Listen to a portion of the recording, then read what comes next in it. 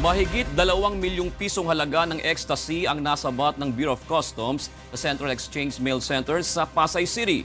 Galing sa the Netherlands ang package na idineklara ang isang light box. Ito ang balita ni Nel Maribuhok. 3 plastic bags o 1,268 na piraso ng ecstasy tablets ang nasabat ng mga tauhan ng NAIA Customs sa Central Mail Exchange Center sa Pasay City. Tinatayang nagkakahalaga naturang party drugs ng 2.1 milyon pesos. Nanggaling ang package na ito sa Netherlands na nakapangalan sa isang G. Burtuzen at idineklara na isang light box.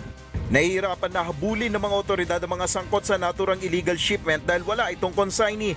PIDEA and Bureau of Customs na-determine ho that the consignee ay hindi ho nilagay ang pangalan and ang address ho ay meron but you cannot deliver any goods without anyone's name. Hinala ng NAIA Customs, posibleng trial package lamang ito.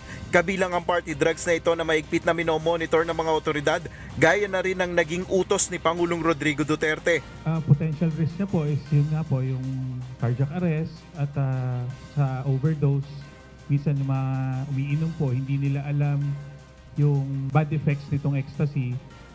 Natuklasan ng ecstasy party drugs na dumaan ang package sa x-ray at masusing investigasyon ng customs personnel. Tinurn over na ng NAIA Customs sa Philippine Drugs Enforcement Agency ang naturang illegal na droga. Samantala, kagabi ay naharang naman ng Bureau of Customs ang pagpapasok ng isang pasahero ng mga endangered species.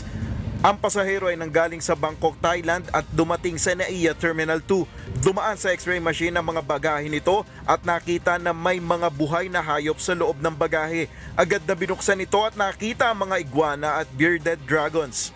56 na iguana ang natagpuan at nakalagay ang bawat isa sa medyas. 6 dito ang nakitang patay na. Walang kaukulang permit ang taong nagpasok dito kaya agad na hinuli. Pwede naman lang bilhin yan sa Bangkok. Provided na yung nagbebenta are authorized to sell. So kung mailalabas sila, pwede silang kumuha ng tinatawag na export permit. Dagdag pa nito, mahigpit rin ang batas sa bansa ukol sa pag-aalaga o pagdadala ng mga itinuturing na mga endangered species. Ang naturang iguana ay naibebenta ng hanggang 35,000 pesos sa black market, samantalang 25,000 pesos naman ang kada bearded dragons.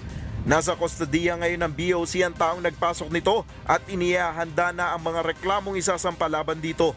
Nel Maribuhok, UNTV News and Rescue, Pasay City.